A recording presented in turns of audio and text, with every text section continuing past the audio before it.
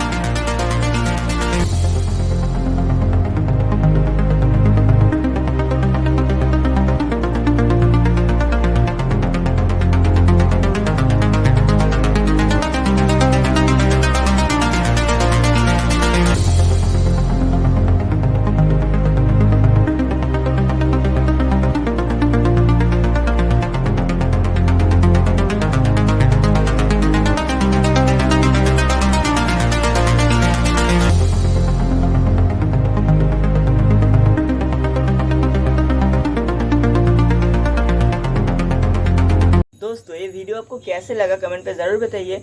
और दोस्तों, चैनल पे नया है तो सब्सक्राइब कीजिए महाकाल ड्राइंग एकेडमी चैनल को और बेल आइकन को दबाएं, क्योंकि यहाँ पे ड्राइंग रिलेटेड वीडियो आती रहती है। उम्मीद करते हैं वीडियो आपको अच्छा लगा। इसके लिए एक लाइक तो बनता है, शेयर कीजिए और कमेंट कीजिए वीडियो आपको कैसे लगा।